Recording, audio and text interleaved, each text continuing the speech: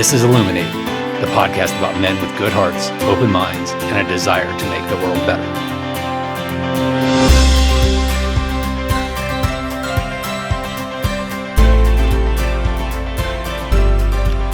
Welcome to ILLUMENATE. I'm your host, Chris Tidrick, and I'm here with Ryan Rucker. Ryan is a family man, girl dad, ice cream maker, children's book author, game show champion, former Parks and Recreation commissioner, basketball coach, personal trainer, avid Parks and Recreation watcher, cheesy Christmas movie reviewer, big-time Indiana Pacers fan, and host of the Courtside Forever podcast. Welcome to the show, Ryan. Thank you so much. I love hearing that because I know my resume is pretty random, but then hearing somebody else see it all, I'm like, oh, it is very random, but it's me. Yeah. So yeah. Anyway. As I was writing that up earlier today, or kind of taking it from your website, I'm like, this is going to be a great story because I kind of want to hear. I want to hear how all these things intersect, and I will admit that I won't hold the Pacers fan thing against you because my son and I are at least part-time, big-time Milwaukee Bucks fans, and the Pacers Okay. the Pacers have just had their number. So I know. I'm sorry. I got family in Milwaukee too, and so last year they were going at me, and then I think they kind of learned their lesson. They didn't really go at me this year. But it's okay. Pace. Good luck to them. So thank you. I appreciate it. Yeah. Anyway, I like to start all of my conversations on ILLUMENATE with a big question about motivation. So, what's your why? Where do you find purpose, and what drives you? Oh, that's a great question. What's my why? My why is family. I mean, it's probably the shortest, easiest version I can give. But I got two daughters who are 8 and 5, and it's been so much fun watching them grow up. And my wife is amazing. We've been married for almost 12 years, and we've been able to build something really cool. But I also saw how my mom, who was a single mom, she really set up an amazing childhood for me. So my dad wasn't around for my childhood, but as a kid, I didn't necessarily think about it too much because my mom created just an amazing life for me. And we had a smaller place. We lived in a great neighborhood in a small town in upstate New York.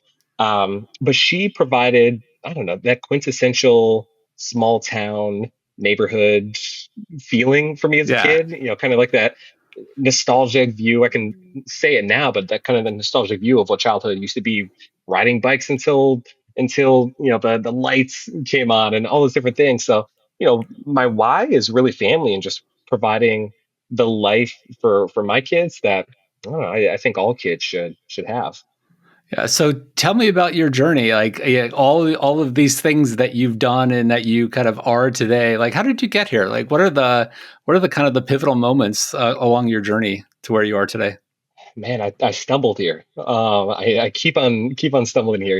Like I mentioned, I grew up in upstate New York, and it was great. I grew up playing basketball, and I did track and field, which was always so much fun. But no, I've always been in sports. That's been great.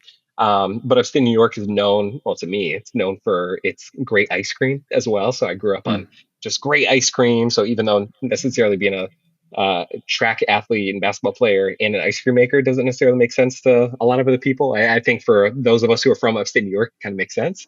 Yeah. But like I already mentioned, my biological dad wasn't around when I was in New York. And so I was always in different activities, just, having fun with friends and going to a friend's house and just playing sports and all those different fun things. But what got me here specifically is that when I was 14, when I was a freshman in high school, my mom and I moved out to California. And we moved out to California because my mom and my now stepdad, they had met. And so my mom and I moved across country. Let's come to California when I was in high school. That's a long trip. It was a long trip, and I had no friends. I had just nothing. I didn't want to come here. And so I ended up coming here and joined track team, but it took me a while to make friends. Or looking back at the time, it felt like it took a while, but I look back, I'm like, oh, it didn't take me too long. But I ended up finding a good group of friends who I'm still close with to this day, and just really built up my love for track. I ended up doing really well in track and field. I played basketball as well, so I was always doing those different things. But then I just feel like I kind of became who I was meant to be. I took a theater class, so I got to understand a different part of me as well. Yeah.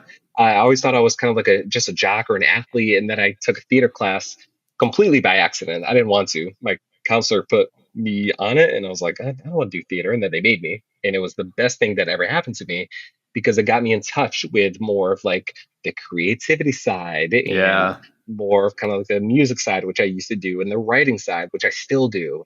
And that's what really opened up my world to say, I don't have to necessarily be one dimensional. There can be multiple sides of a person, which is honestly why I lean into my love for athletics, but my love for making ice cream, and certainly my love for fatherhood, and my love for even things like politics, which is why I did the Parks and Recreation commission a couple years ago, and in part because I love Parks and Recreation, the show. So, people are complicated, people are multifaceted, and I honestly just lean into all that. Yeah. So did you move to a more urban area in California? You said you grew up in kind of a small town in upstate New York, or was it a smaller town in California? Yeah, yeah. So I was from a small town in upstate New York, which is funny because I was from a bigger town around that area, but I think there was maybe I'm bad with numbers, maybe 35,000 people in the Okay. town I grew up in. Yeah. And that was one of the bigger towns around there. My cousins, they actually lived probably 20 minutes away from me. And their school, I mean, like 90% of the kids, they knew kindergarten through senior year of high school. I think she had, both of my cousins, they had like 40 kids in their graduating class. And that was, again, 20 minutes away from me. So it was pretty rural where I'm from. And then I came to, not to mention, for the audio listeners, I'm half black, half white. And in upstate New York, there wasn't a lot of people who look like me. I'll put it that way. So when I come out to California, and it was very diverse. Certainly a lot more urban. I mean, I live right between Sacramento and San Francisco, Okay. so you can get to either places within an hour. And it opened up my world. Not to mention, I came out here, and a buddy of mine, Ruben, like his parents are from Mexico. And he was like, "Have you ever had Mexican food?" I was like, "No." Well, I mean, I've had Taco Bell. And he was like, "Bro, that's embarrassing. Like, Yeah. like, come on over." So I went over and I had like authentic tacos, and I was like, "This is amazing." And then I had other Yeah. friends who are Filipino, and they were like, "Have you ever had Filipino food?" I was like, "No, I've had Chinese food." And they're like, "No, it's not even remotely the same. You got to try Filipino food." So like as a kid, as a black kid growing up, like I got cultured. I wasn't the only black kid on my basketball team. I wasn't the only, other, Yeah. growing up. So I got to have a little more diversity in my life, which really opened up my eyes to just so much of what I needed to have open up to, even if I didn't Yeah. necessarily know it as a kid. Yeah, I was going to ask you if it was sort of culture shock moving from upstate New York to California, but it almost Yeah. sounds like it was culture expansion. Yes, both Yeah. honestly is the right answer. Like certainly there was shock. Like I remember going there and like, for example, like it's just kind of a funny and scary example, but like there was one day I was wearing like all red, like head to toe, all red. And this guy who was like, I was a freshman in high school, and this guy who was like really cool to me in class, like he came up to me and he was like, "Hey," kind of like gave the head nod, and like within like a pretty quick conversation, I'm like, "Oh, I think he thinks that I might be in a gang because I'm wearing like Yeah. red head to toe," and I was like, "That doesn't happen in upstate New York," and so that was like an example where I was like, "Oh my goodness, like." You gotta really be careful, but like, I mean, that's such an Yeah. extreme example. Yeah. And he was cool, but I told him I was like, "Oh no, I'm not." And he was like, "Oh no, no, I was surprised." I was like, "Oh yeah, no, no, I'm cool. I'm cool." And like, no Yeah. issues. But yeah, it was like little things like that. And even small things or big things like my high school in California, it was outside where all the high schools in Illinois, New York, everything's indoors, of course. And I come out to California, everything's outside. Like everything was just different. The houses were different. The climate was different. The people were Yeah. different. The way people dressed was different. And I really felt that way because I think a couple years later, I think I was probably 18, but I went back to New York. And one of my friends was like, "Oh, you're a Californian now," and it like kind of hurt my soul a little bit because I was like, "No, I'm a New Yorker." But Yeah. then how they said it or why they said it was because of like what I was wearing, and I was like, "Oh, okay, all right, cool. I'll take that. Yeah. I'll take that as a compliment. I think, even though other people might take it." Yeah, I know what you're talking about because I grew up in Connecticut, Mm, outside of New York City, but only yeah, for like the first 18 years of my life. Then I went to yeah, college in Indiana, and then I've been in Illinois since. And so yeah, I've spent the last 30 plus years in the Midwest, but I still go back home and I feel like I belong in Connecticut, but I don't want to actually admit that I'm a Midwesterner now because I actually am. Like yeah. I really am. Yeah. Yeah, I So know. I try to hold on to it as much as I can. Like I'm like, "I'm a New Yorker," but then I'm like, "You don't act like a New Yorker. You don't look like a New Yorker." And I'm like, yeah. I don't know. Like I'm a New Yorker, but I'm a Californian. I always tell people I love where I'm from, but I love where I live. Yeah, that's a good way of framing that. I like that. So tell me about like how that was kind of high school. That was growing up. Like, what's the story between then and now? Yeah, I mean, long story short, my wife and I met when I was 24, and it's funny because like that time between 18 and 24, you're trying to figure things out, and you're like, oh, like what is my life going to look like? And college was all over the place. Like I started, but I didn't necessarily finish, and I was doing music, but then I was like, music wasn't necessarily for me, and I was moving around for a little bit. I was working retail, and then like I moved down to Southern California to open up a store. I was working for J. Crew at the time. Then I moved to New York, to my hometown. Actually, they were opening up a store in my hometown. I went back there, and after a month, kind of like I was saying, I love where I'm from, but I love where I live. I realized quickly, I was like, oh, I'm not meant to live in New York anymore. So then Yeah, I came back to California, moved to San Francisco, and now I'm in San Francisco. I'm 22, 23, and I was like, I got the keys to my first solo apartment. I'm like, oh, I'm living by myself. I'm single. I'm in San Francisco. This is gonna be the best. And then I met my future wife like 3 months later. And it's typically how it goes. It's like yeah, right in the moment yeah, that you're like, oh, like yeah, I'm good. I'm not looking. And then it's like, boom, here it is. yeah. And so we met, and we were doing distance for a little bit. She lived in LA. I lived in San Francisco. We met at a party in LA. And then eventually it was undeniable. We would chat every so often. We'd hang out every so often because she was from the Bay Area. So when she came to San Francisco, Okay. she would come hang out, and it's like, all right, cool. I think there might be something here. And yeah, eventually we started dating, and then dating got serious, um, and that was 14 years ago. We've been married for 12, and like I mentioned, two kids, throughout the process, a couple dogs throughout the process. Yeah. So that is the shortest possible version to get here, but I would love to dive into any of that. Tell me about the ice cream shop. Like you own an ice cream shop? Is that Oh, like what's the story around you're an ice oh, cream maker? for sure. I own the most confusing ice cream company in the world because I don't make ice cream. I used to make it, but I'll give you the full backstory. Is like I mentioned, upstate New York. Everybody, there's like a different ice cream shop in every corner. It's just like even around my hometown, there's probably like three, four different local in my small town. Well, Um, the dairy industry is really big in upstate New York, isn't it?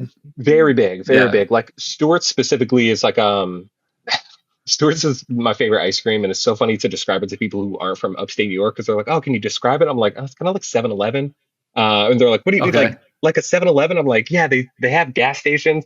They also have the best ice cream like Hmm. ever." And they're like, "How is that possible?" But they own a bunch of, I think they own a bunch of dairy farms, and they have like its huge pasteurization field in Yeah. Saratoga, close to where I'm from. And so they're able to process and get their ice cream to their different locations like as quick as possible. So it's like Okay. super fresh. It's amazing. So like that's one of them. But then there's a lot of like mom and pop shops and things like that, which is great. But then in 2015, my grandparents were living in New York. My grandma had a fall and just it wasn't able to take care of her and my grandpa anymore. So me and my mom went back to New York to help them pack up and move to California so we could be with them. That's a whole story in itself. But we went back in 2015, and I didn't have any plans. I didn't really tell any of my friends. So then every night when they went to bed, like 6 o'clock or 7 o'clock or whatever, you know, Yeah. older folks go to bed. I was like, well, what am I going to do now? So I just had ice cream every night. So then I get back to New York, or I get back to California, and I'm like really craving just good local ice cream. And I'm like, man, you got a lot. Like there's like Cold Stone. This is not local. Baskin Robbins, it's not local. And there Yeah. genuinely was not any local ice cream shop. So I was like, that can't be that tough to make it, right? And my wife was like, why don't you just get an ice cream maker? And funny enough, for me, I'm like, aren't those like thousands of dollars? Like, don't you like? And she's like, no, you can get one for like under $100. And I was like, oh, no way. So I ended up getting one at Bed and Bath Beyond. It was like $70, and I made ice cream, tasted it, and I was like, this is the best thing ever. It was like seeing a new color for the first time, Yeah. where it's like, oh, I've always just like purchased this because like I've never thought about the process of making ice cream. Kind of like noodles. I remember the first time I saw somebody making noodles, I was like, hold up, those aren't made in a factory. Like you can just like make those with like Yeah. flour and eggs. Like Yeah. never once thought about it. Yeah. And that was the same way with ice cream. So yeah, in 2015, I started making it. And one day I was watching an episode of Parks and Recreation, as I do all the time, and my guy Ron Swanson, in an episode where I think he found out like what Yelp was, or he wanted to write like letters to local businesses. He wrote a letter to a frozen dairy. I think it was a frozen diet, like uh, frozen yogurt place or something like that. Okay. And he was like, "Dear frozen yogurt, you are the celery of desserts. Be ice cream or be nothing. 0 stars." And I'd seen the episode probably, I don't know, like 5 times at that point. And I was like, "Oh man, that'd be a good name for an ice cream shop." I was like, "Wait a minute, that should be the name of my ice cream shop." So I looked up, I like Googled the name, like the domain was available, the Instagram handle was available. And I was like, I just scooped them both up and I was like, I'll do something with this later. And 10 years later, I am still am. But yeah, I initially started off with me just like making ice cream for like friends and family. I'd Yeah. create a little Facebook group with like 20 people where I'd make it, test it really, because I didn't really know what I was doing. Give it to people for free. Some people would pay for it. But then, yeah, after probably 2 years, a local coffee shop came to me and was like, "Hey, we want to sell it in stores." So at that point, I did invest in a commercial machine, and I got the Okay. commercial machine, brought it into the coffee shop, and for 3 years, I made exclusive ice cream for that coffee shop, which was really cool. And then the That's awesome. pandemic hit. It was never like my full time job. So then, once the pandemic hit, and like there was just a lot of like loops to jump through and stuff like that. It ended up being not Yeah. worth it for me financially or like energy wise. Yeah. And then, not to mention, like around the same time, I ended up winning a game show, which changed the course of how I operated Be Ice Cream or Be So, Nothing. so that's like the perfect segue because that was the other thing I had to ask you about from your bio. It's like, what game show was it and how did you win it? Yeah, for sure. So yeah, 2020, I got a message from somebody on Instagram and it just said, "Hey, would you want to be on Ellen's Game of Games?" I responded a couple days later. I was like, "Is this for real?" And she's like, "Yeah, let me know it's for real." And I was like, "Oh, okay. I mean, sure. Sounds good." So we had Yeah. an interview. I remember I was on a walk with my dog, so I was like, I didn't think anything would come of it. Like I didn't apply to it. Like they reached out to me, so I didn't put like a lot of stock into it. And so I'm like on a walk and just like talking to her, and probably 30 minutes later, she was like, "Okay, like yeah, I think you'd be great on the show. Like, I want to move you to the next interview." I was like, "Okay." Like, and the whole time my That's wife was like, "Wait, can I come? Tell her I can come. Tell her I can come." And so then I was like, "Yo, can my wife come?" And she was like, "Is she fun?" I was like, "Yeah, she's probably more fun than me." She's like, "Yeah." I'm like, "All right, like she can interview too." I was like, "Cool." So then her and I, mind you, this is early pandemic time, so like everything is yeah. all strange and unique. Her and I get on a Zoom call with like a producer from the show, and we have this 2 hour interview where he's asking us all sorts of questions. And mind you, his goal is to sell us, like quote unquote, sell us to NBC as like, "Hey, this is would be a really fun couple," because ultimately they're advertisers, producers, like all sorts of people. Yeah. Yeah. They want to make sure they have like good people. So he's on there and like we're answering questions. He's like, "Oh, so tell us how you met." And I'd be like, "Oh yeah, we met in LA." But then, he's given us cues. He's giving us like a thumbs up and he's really like, which essentially means like bring up the energy. So I'd Yeah. go from like, "Oh, we met in LA and yeah, it was so much fun." And then we ended up going to, and then if we were too much, he would tell us to take it down. Yeah. But he took all of that and packaged it into probably like a 2 minute thing to sell it to the network.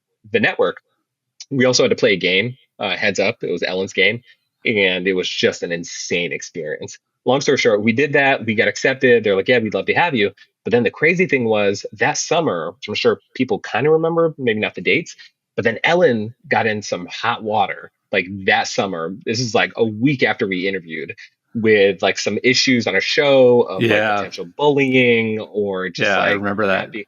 Yeah, so like Yeah. it kind of went like radio silent for like a month, where we were like, I mean, they said they want us on the show, but like we don't really know what's going on. Is she like quote unquote canceled? Like we have no idea what is happening. And then in early August 2020, yeah, 2020, they reached back out and we got an email saying like, "All right, we'd love to have you. We start filming late August. Like send us your Yeah. flight information." So they fly us down. COVID, so we had to pass COVID tests for 3 straight days. And so mind you, we're just at a hotel, like chilling for like 3 days, poolside, hanging out. We can't go anywhere because it's COVID. Yeah. And if you get a negative test, they won't let you they won't let you on the show. So we're like, all right, like we have to Yeah. stay Yeah. here, like we can't test anything. And plus we had like this per diem for food. Like the whole experience was just insane because of COVID.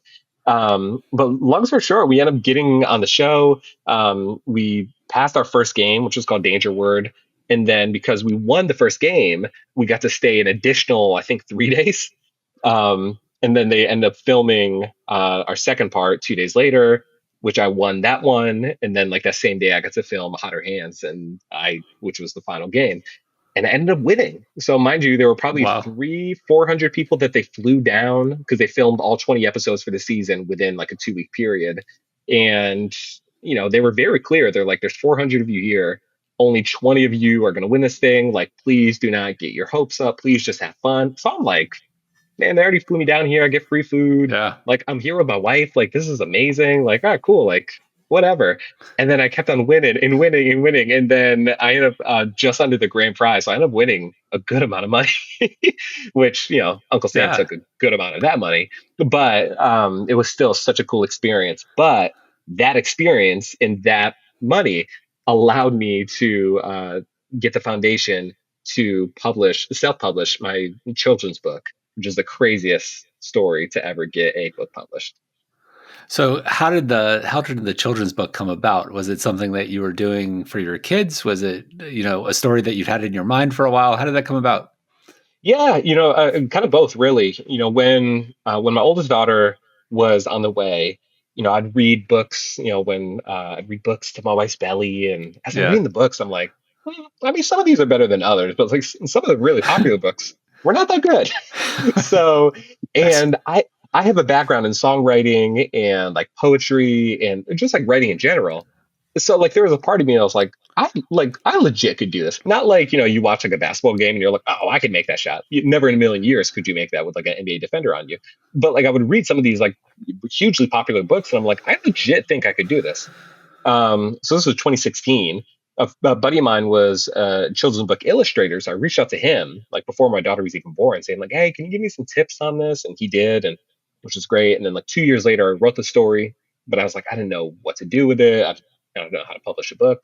Plus, it's not super cheap to self-publish, and then to have it like big time published or traditionally published. That's a whole nother process. I was like, I didn't know anything about that. So I sat on it for 2 years. But then when I won the game show, and I was like, Ellen's like, what are you going to do if you win the grand prize? And I was like, I don't know, write a children's book.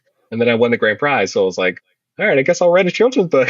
So then at that point, I was able to, my first illustrator didn't necessarily work out after a couple months. He was pretty busy. And then I ended up finding this other illustrator who I ended up hiring. And him and I worked on it for like a year. I'd send him the script. He'd send me ideas. And we went back and forth on it for like a year. He was amazing to work with. And then, yeah, finally in the summer of 2022, the book finally came out 6 years after I initially even had the idea for it. But what's the title of the book? yeah, it's called "Is This Your Favorite Ice Cream?" And Okay. essentially, it's about a father and a daughter who traveled the country to find their favorite ice cream. And like I mentioned earlier, I'm from upstate New York, so I'm partial. I think upstate New York has the best ice cream, but then you can be in Illinois and people in Illinois are like, no, the Midwest has the best ice cream. You go to Denver and people are like, oh no, like Denver has got this place, Little Man Ice Cream. You go to Seattle, no, Molly Moon's is the best. And like everyone has their favorite ice cream, but it tends to be where they're from. And my whole thing is like, whether it's food, whether it's ice cream, really it's anything. In my opinion, a lot of the best ice cream comes from the memories that you create with people. I was just thinking the same thing, that like the best ice cream tastes like nostalgia. Always. Right. And so that is essentially the point of the book, not to give anything away, but like, that's the whole point of the book, is that they travel the country to find their favorite ice cream, only to find out that their favorite ice cream is anything you share with the people you love. Oh, fantastic. I love that. So that's the book. And it's been really cool because, again, it's self-published. So there's like it's kind of this whole perception about self-publishing books. And I get it. I've seen plenty of self-published books and people are like, you like it? I'm like, yeah, it's great. And, the whole time it's like, it's not that great. So when I've had people give me a compliment, they're like, oh, this is like a real book. Like I always laugh because I'm like, oh, well, thank you. I mean, it is a real book. Like it's got an ISBN number, it's got a barcode, it's got a spine, it's got like, it's a real book. Yeah. Yeah. Yeah, I almost want to like run out and get a copy in, but I think my 22-year-old son would feel kind of weird with me reading it to him. So A little bit, a yeah, little bit. yeah, Yeah. So uh, maybe down the line for him, if you got friends in your life who, yeah, it's the book's done really well for itself. Like yeah. which is really, really fun. So I Good, love it. excellent. Congratulations on that. I love it. Thank you. So let's switch into a little bit away from your journey and into some of the themes that I kind of have in this podcast. And the first one Yeah. is the theme of growth. Hmm. And one of the things that I've realized in my own life, and I think in talking to all of the men that I've talked to on this podcast, is like growth really requires you to sort of get rid of some things. And like some things that maybe you held really dearly earlier in your life. In order to grow, you had to get rid of them. You just had to sort of deconstruct some of the things that Yeah. that you'd held really closely. So what are some of those things that you've had to, maybe served you really well early in life, but don't serve you anymore? Yeah. Good question. I think expectations is probably one of them. And, I say early on in my life, like I was an athlete and I was like, oh, I'm going to be in the NBA. And then when ultimately that wasn't going to happen, I was like, oh, I'm going to do track and field. And I will say like track, I was pretty good at, but like that was my identity. And, it wasn't until that theater class that I mentioned earlier that I realized I was like, oh, there is more to me than just being an athlete. There's more to me than just Hmm. being, like a jock or anything like that. And ultimately, you realize obviously you get a little later, nobody cares about your athletic accomplishments, Yeah. down the line. It's like if I'm sitting here at 38 telling people like, oh, back in my day, I used to do this, like nobody really cares. Yeah. And it's funny I say that because literally like 2 months ago, my high school inducted me into their athletics hall of fame. And it was one of those Cool. things where like what I just say, like I say all the time, but then I'm like, nobody cares about this stuff. And then 20 years later, they're like, oh, Ryan, we want you to be in the athletic hall of fame. So like this year I've had to do some like reflecting on those kind of things. Yeah. But again, I don't lead with that. And at the same time, I want to be known as so much more. So really to answer the question for me, it's kind of those expectations, and maybe there's probably a better word for it, to be honest. But the idea that the person you are today has to be the person you are tomorrow. Like that is something I had to let go Mm. of, a long time ago. And I'm really glad I did, for many reasons. Do you feel like those expectations you were feeling those from some external source, or were you putting those expectations on yourself, or some combination of it? Probably a combination. I think there is an element of like who you're supposed to be as a man, that I think comes from society. And I grew up, it was me and my mom. So I didn't necessarily have, my dad wasn't around. My grandma was very influential in my life. My grandpa, God bless him, loved him, but he wasn't necessarily a man who I wanted to be, for multiple reasons. But I do think between like the coaches I had and all those different things, like there was this kind of like expectation of who a man is supposed to be, or who, a Yeah. boy is supposed to be, which is funny kind of looking back in hindsight. So that was part of it. But then also internally, since my dad wasn't around, I think there was like this expectation to, to prove him wrong a little bit. As a kid, I didn't think Hmm. of it, but like really when I became a dad, that was like the moment that I had like these feelings. It was almost like this undue stress that I had to like really prove myself as a dad. So like to be on social media and be like, oh, kind of look what I'm doing, and like getting that validation from other people, like, oh, Ryan, you're such a good dad. But then I'm like, man, like, what is that for? Like, why does any of this matter? Like, why is this a story I need to tell? Why is this a picture I need to share? So there Yeah. were some expectations that I had on myself internally that, again, nobody was expecting me to be like this great dad. And nobody like put that expectation on me. But that was internal. Yeah, I can relate to that. I think, my dad, when I was 27, my parents split and my dad Mm. essentially disappeared from my life. I think I've talked to him like twice since. So it's been Wow. At 27. at 27. So, Yeah. I was 27 years old, and then I had my son at 31, and it didn't hit me until I had my son that like I don't have a dad anymore. Yeah. Like, right. And I think, maybe you saw it through that same lens of once you had kids, you're like, okay, there's that thing that's like, I'm a dad, but I don't have one of those. Like, Yeah. yeah. Yeah. Yeah. Oh no, 100%. And there's a lot of elements, and I've read books on it and things like that. And it's just kind of like overcoming this mountain in front of you to like, prove yourself worthy to your dad. But like at the end of the day, like that's not that's not a thing. Yeah. At least it wasn't from me. Maybe there is for other people, but even then, Yeah. like that's a whole nother conversation for other folks to have. But yeah. Yeah. So what are the personal development things that you're currently working on? We all have, continued growth to do. So what are the things you're doing, like Oh, focused on? jeez. Yeah. What am I focused on? I think right now, like I'm really individually, I'm focused on mental health. It's kind of like a catch-all.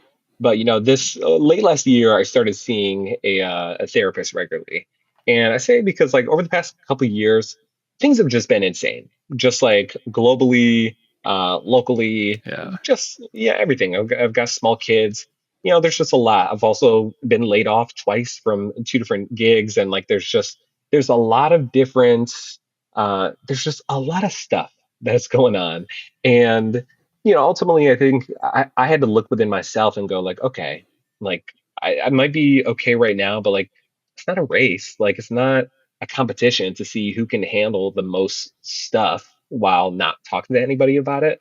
Yeah. So I think that is something I really had to kind of look at in myself, and kind of finding this great therapist who I speak with on a weekly basis.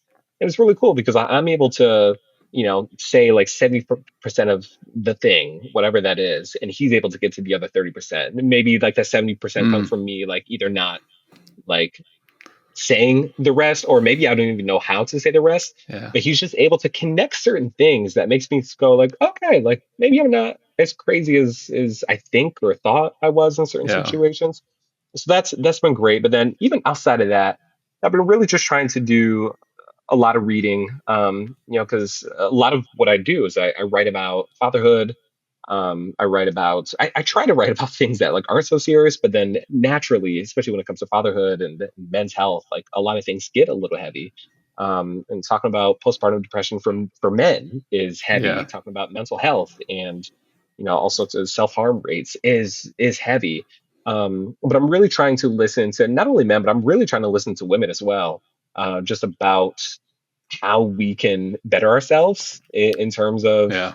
the male loneliness epidemic and like all these different like hot button topics that we're talking about right now. But I don't know, at the end of the day, I'm really just trying to understand my place in the world, my place in my community, and most importantly my place in my family, so I can show up well here while not necessarily being overly burdened by the weight of the world, because that's not good for me or anybody around me. Yeah, I mean, just that thing that you just described right now, just being able to show up well, that's like really hard to do in today's world. Like It is. really hard. And Hmm. I think it's increasingly hard because there's all this stuff coming at us all the time. And Hmm. it's, and I think if you don't care about doing well, it's easier. Yeah. Yeah. Oh, But for sure. yeah, For yeah. sure. Like there's Um, that term, yeah, like ignorance is bliss. Like it's said for a yeah, reason. I gotta say, 2 weeks ago for spring break, me and my family, we went to Mexico for a week, and it was great. But I gotta say, leading into it, I was talking to my therapist about it like before, and I was like, I feel guilty. Like there's a lot that's going on. yeah, At the same time, like I don't necessarily feel like I deserve this. And he was like, he pretty much shut it down. He was like, listen, like you can't, yeah. you deserve to go on a vacation, like you deserve. And I went on that vacation. I gotta say, I shut off all notifications. The only time I was on social media was like after the Pacers won, like one of the Yeah. playoff games. Yeah. I posted like a picture real quick, and then I didn't look at any of the replies, no nothing. I was just like, I'm out. I didn't know what had happened. Like the Pope died when I was in Mexico. Had Yeah. no idea. And I was like, that's a huge deal. Had no Yeah. idea. But I was like, I was off, and I came back, and I was like, you know what?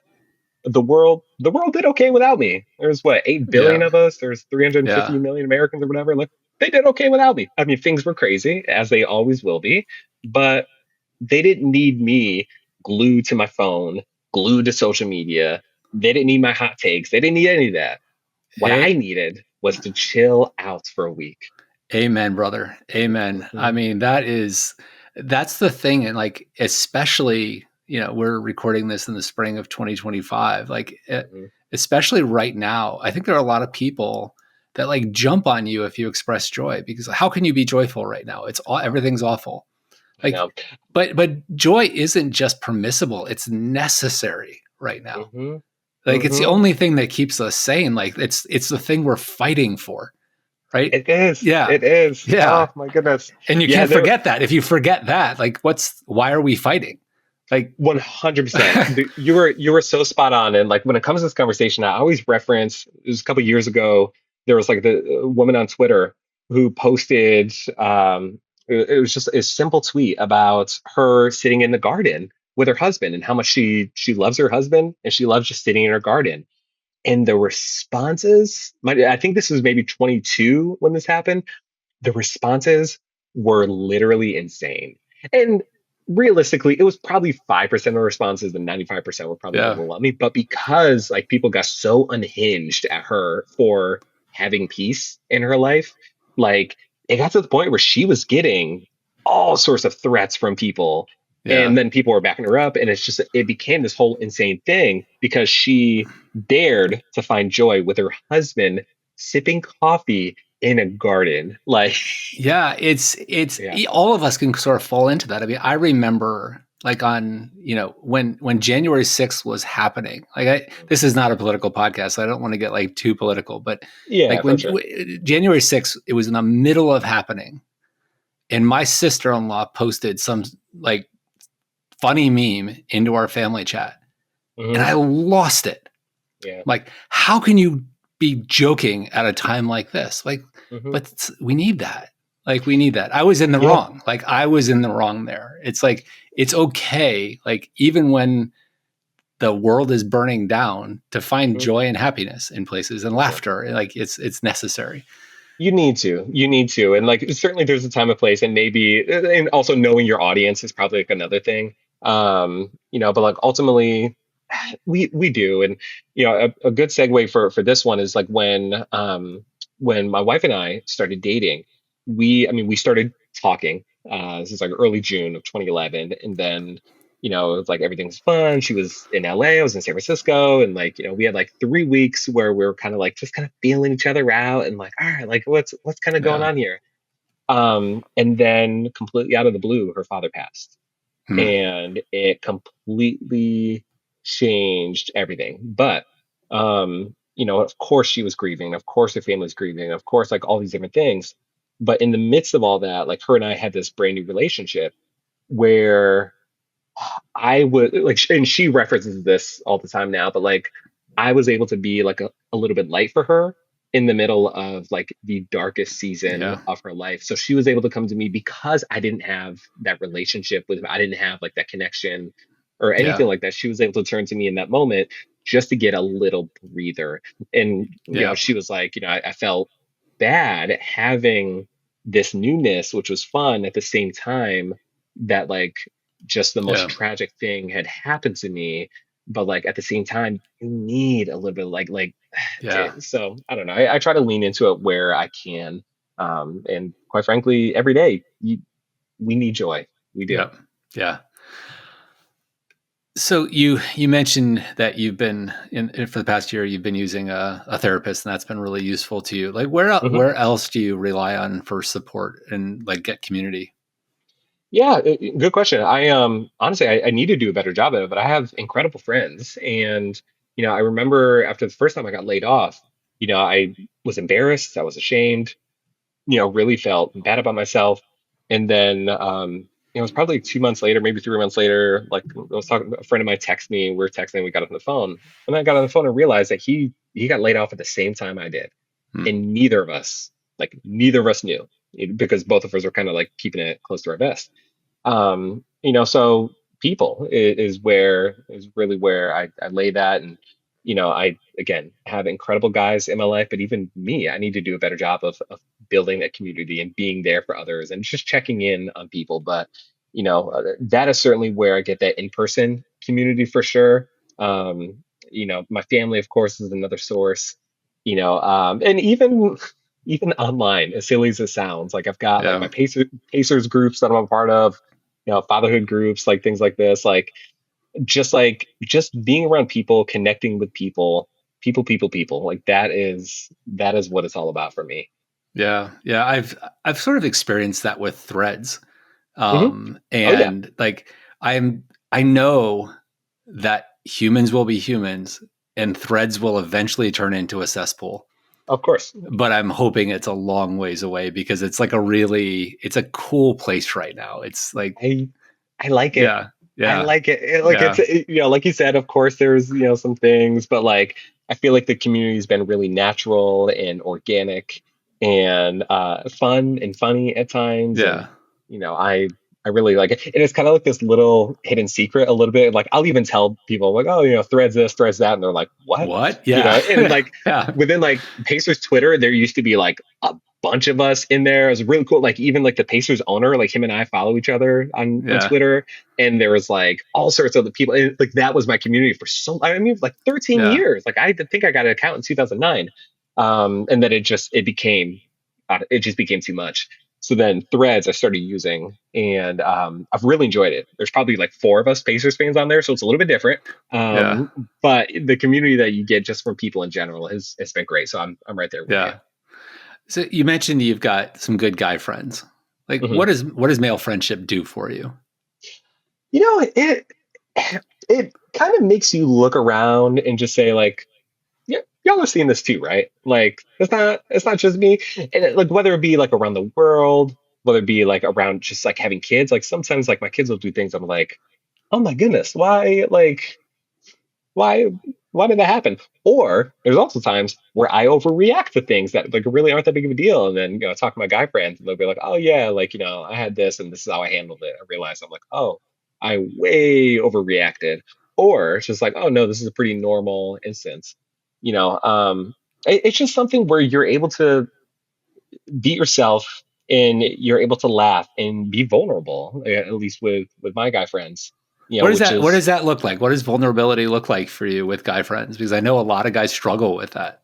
they do, yeah. Just being honest about like my struggle. So, case in point, like I remember after I got laid off, like there were two of my friends who I did confide in, and one of which, because like our wives are friends, and him and we've been friends since since I moved to California, and like we were meeting up for coffee one morning because he was like, hey, let's get together. Let's just I know things are tough right now. Let's get together. And then we ran into another one of our friends while we were there, and I told him I was like, oh man, because it was like a Friday morning when would be working, and he was like, "Oh, what are you doing here?" It's like, "Oh, I got laid off." So then he like took a half day, came and hung out with us, and I was just able to like really kind of like confide in them and be like, "Man, like I'm scared, I'm nervous, Yeah, like I feel like a failure. yeah, Like I provide for my family. I had a really good yeah, paying job, and I got laid off just because like the company was kind of going through some things, and they went a different direction. They didn't need recruiting help, and I do recruiting, and I ended up getting laid off. And I was like, geez.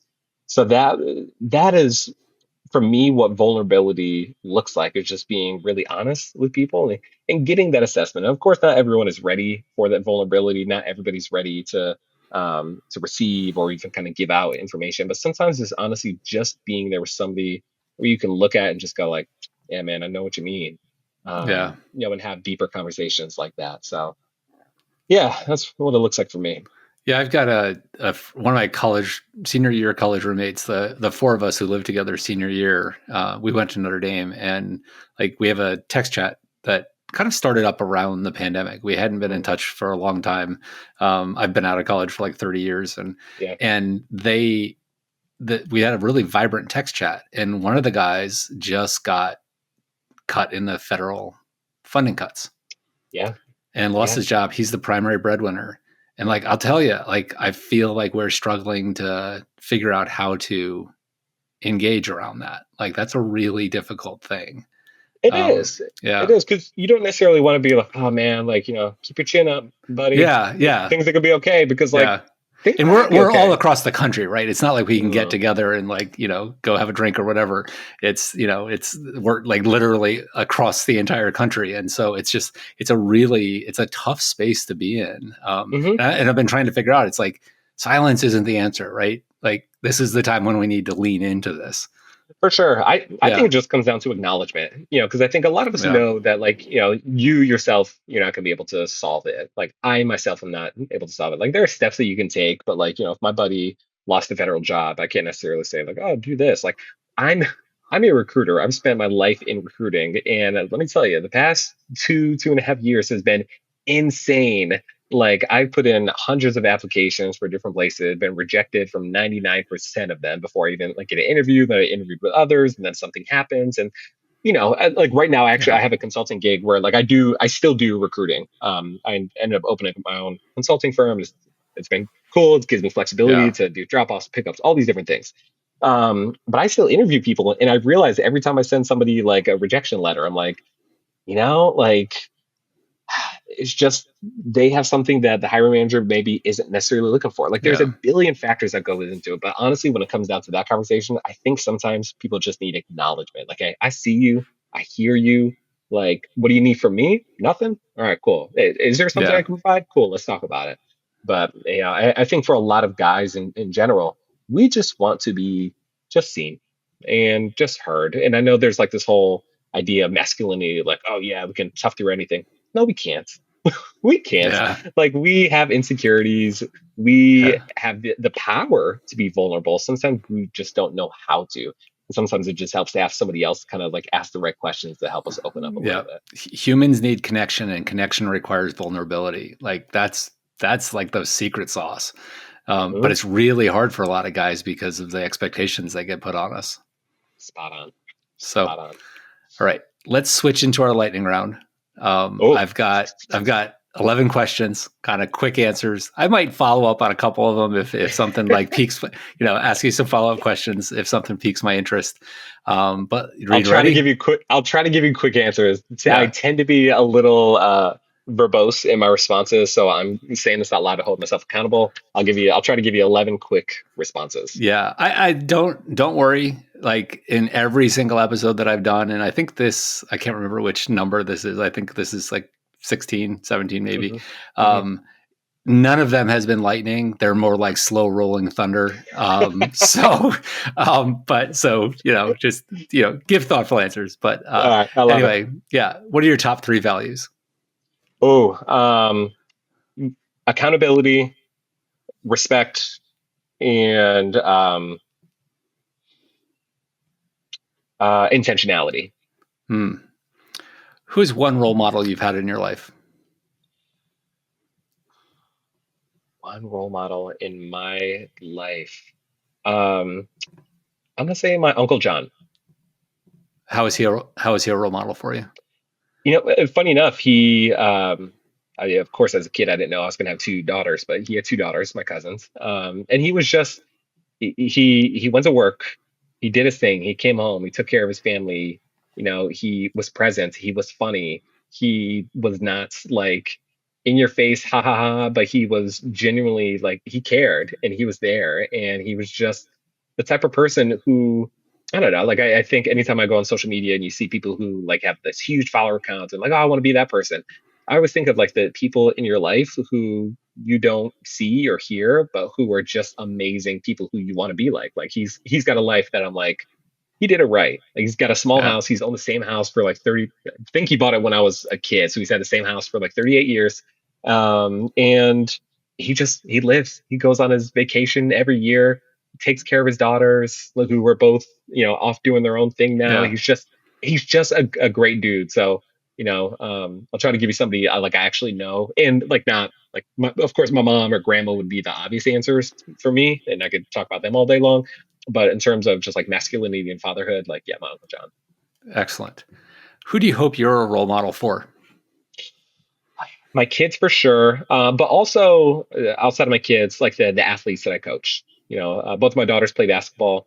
And they play co-ed basketball. And of course, I have two daughters. I love being a girl dad, but I do hope that like some of the boys that I've coached also have an alternate view of what masculinity looks like, because I think right now there's a lot of young men out there who are Mm, getting, in my opinion, not great ideas, yeah. examples of what manliness looks like, what masculinity looks like. And by no means would I like, I don't know, am I do I fit the definition of like traditional masculinity that other people see? But I'm hoping that through my coaching, through my care for people, that I can present an alternative idea. We need a modern masculinity. I Traditional hope so. masculinity has run its course. 100%. And it's Yeah. weird to like kind of sit here and be like, oh, I hope I get to be that. Like, I personally don't want to be that person, but I know that like ultimately there needs to be somebody. So like, Yeah. why not do what I can for at least Yeah. the kids who I Well, coach? and I think, and I'll sort of do an aside here in our lightning round, but I think there's not one picture of masculinity. Yeah. I think by presenting your version of it, like you're giving them an alternative, Yes. right? Yeah. Yeah. Yeah. That's my hope at least. So, Yeah. What's one way you make the world a better place for others? um, my mix of writing, I would say, and I'm trying to think of like things that are not like my obvious answers. Like, certainly for my kids, it's being present, it's showing up. It's kind of like a ChatGPT answer, so we'll give that. But I'll say in terms of like my writing style, like I really try to do a blend of like hey, this is a serious topic, but like here's kind of like a funny way of maybe Yeah. going at it. Like there's articles that I've written that are like pretty serious, and then like all of a sudden like 5 paragraphs in, they're like, oh, that's kind of a weird joke to throw in there, but it kind of like lightens the Yeah. mood a little bit. Yeah. So I do think in terms of how I bring it to others outside of my family, it is through hopefully my critical thinking and my like strategic thinking and my intentionality that I bring to topics. Whether I talk about fatherhood, masculinity, politics, whatever, my hope is that even if somebody like vehemently disagrees, which is totally fine, there's billions of us on this planet. I would hope that a bunch of people would disagree with me. But my hope is that when people read it, even if they disagree, they can go like, I see he deeply cares about this, and I might disagree with how he like his thought process, but I know that he has put in the work and the time, the Yeah. thought process into his opinion. So yeah, Okay. I'll go with that. What's the hardest thing about being you in today's world? Oh man, I care deeply about so much, and I can take on a lot, kind of like we were talking about. Like you look around what's happening Yeah. around the globe, and whether it be in America or certainly around the globe, there's a billion things going on that like we are not even aware of that would break our hearts every single day. Um, and just being aware of certain things can be really difficult. And like I mentioned, when I went to Mexico, I had no idea what was happening. I was Yeah. completely ignorant to everything that was going on around me, and I really leaned into it that week, and it was honestly the easiest week I've had in years, because I was just completely ignorant of what was happening Yeah. around me completely. And I don't like to live that way. Of course, I need to, because I would drive myself insane if I didn't take breaks every so often. But yeah, I just being aware of what is happening, especially with my background in local politics. Like it drives me insane when people have like all these hot takes about like, oh, why aren't things done this way? I'm like, it takes literally millions of people to get one thing. Like in the town I live in, like the street light that's in front of my house, that takes 1,000 people over the course of 20 years to get that one street light to get that one approved. Like that pothole in front of your house, people have to approve it, like appointed officials and people working together Yeah. collaboratively. And so when people are like, oh, so stupid, why doesn't this happen? Or why can't they do this or build this park? I'm like, you have no idea the collaboration it takes for all Yeah. of this to happen, for our worlds to happen. So it drives me insane Yeah. when people think you can just bulldoze your way through government. You Yeah. can't. And like people might think that's like a biased take, but I literally have example in local, like I've worked in local government. Like that's just not how things work. It literally takes all of us, people who disagree with me completely. It takes all of us to get to Yeah. point B. Oh my Absolutely. goodness. Yeah. What's your favorite emotion? Joy. That's my What's your favorite. Yeah. What's your least favorite emotion?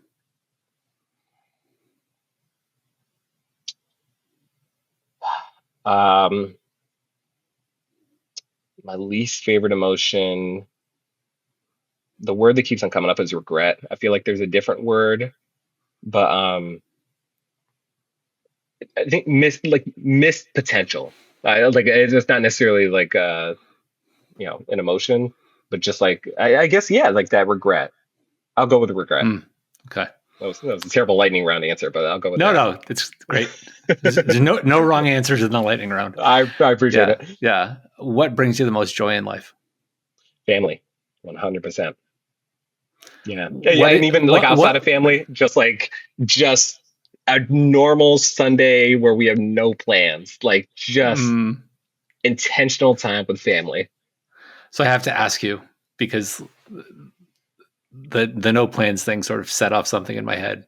Mhm. Where are you on the introvert extrovert scale? I'm an introvert that knows really well how to act like an extrovert. Okay. But I think it comes from where you get your power. So like for example, I can do this conversation all day long.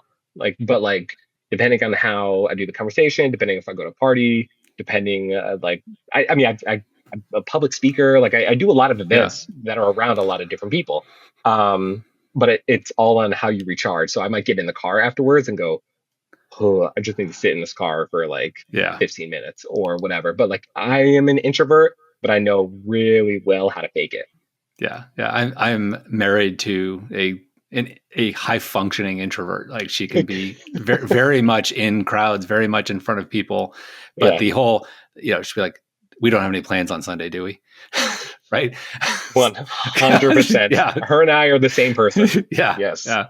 Like I can do it. Like if I know beforehand, if I'm like going into a Sunday and I'm like, oh, we don't have any plans, and it's like, oh, by the way, we are going to this place 30 minutes away to go like do this thing. If I haven't mentally prepared for it, it's like it's really tough. If I know beforehand, and I'm pretty adaptable too, so even if I know the day before, but it's like if Yeah. I think that things are going one way and then it like changes and it takes me a minute to get there. And so, Yeah. and once I hit my limit, I've hit my limit. I do my best to extend it, but like once I've hit it, I'm like, I'm out. Done. Yeah. Yeah. I know that. Yes. Very well. Yes. Mhm. So what makes you most proud of yourself?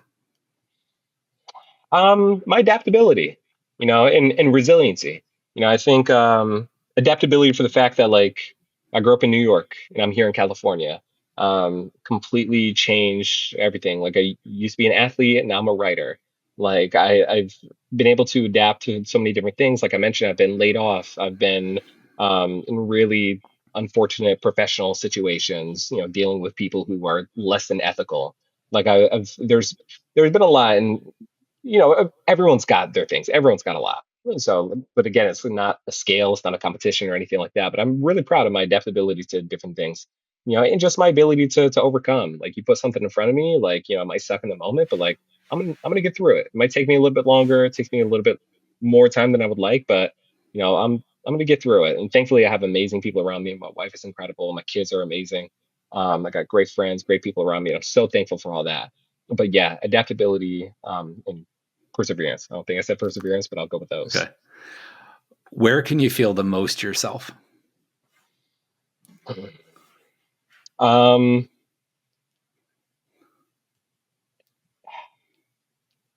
at home, I feel like it's kind of like a boring answer, but just like I love being at home with my kids and with my family, and just you put a basketball game on, the kids are doing their thing, might play a board game, play some cards, like that is me. Like I don't have Yeah. to. I'm not thinking of like writing anything for like for my blog, or like I'm not thinking about another book, or not thinking of what I'm going to say on the podcast. Like it's just Yeah. me. That's where I can be Yeah. my best self. Okay. One last question and Yeah. a way to wrap up our conversation today. What's the Yeah. one thing that you hope people take away from this conversation? The one thing I hope people take away from this conversation is to lean into who you are. Like you mentioned at the top, and I'll close it out here too. There's a lot of different things about me, and it's funny because like some people, they might see my writing on masculinity or fatherhood, and they're like, oh, like I'm gonna follow this guy, and then all of a sudden I'm like, oh yeah, go Miles Turner, go Pacers, and they're like, wait a minute, like why is this guy talking about the Pacers so much? And then other people follow me because they're like, oh, this guy's a huge Pacers fan. And then all of a sudden I'm like, here's like a 5,000 word essay on Kids Bop and the best songs that Kids Bop ever done. And they're like, wait, what is this? But it's like, you look at everything on social media and everything says like, pick a lane and like, keep on going for that. And I'm like, I don't know, maybe that would increase the follower count, maybe it increase like the speaking opportunities or anything like that. But it's just not who I am. And I don't know. Like my hope is that other people can take away, like, if you want to try to make ice cream, lean into it. If you want to try to make pizza, lean into it. If you want to try to be a stand-up comedian, like, that's not for me, but if that's for you, then lean into it. Like, life is way too short to like sit there and be like one dimensional and just say like, oh, this is who I am. Like, I am this kind of father, and then that's how the father I'm always going to be. Like, no, man, like, play pretty princess with your daughters. Like, Yeah. go like lean into it. Like, be you and do not let the world dictate who that is. Because I lived that when I was younger. I thought I was this one person, and here I am years later, like loving the person I became. I'm very thankful for it. Fantastic. Thank you so much, Ryan, for the Yeah. conversation today. I think it's like, I'm just now realizing that my face hurts because I've been smiling so much. So Likewise. like you bring your favorite emotion of joy, like you bring it with you. Like I can feel it. And it brought me joy to have this conversation. So I end all of these conversations by saying, keep up the hard work. So thank you very much. Thank you very much for joining me today. I receive it. And thank you so much for having me.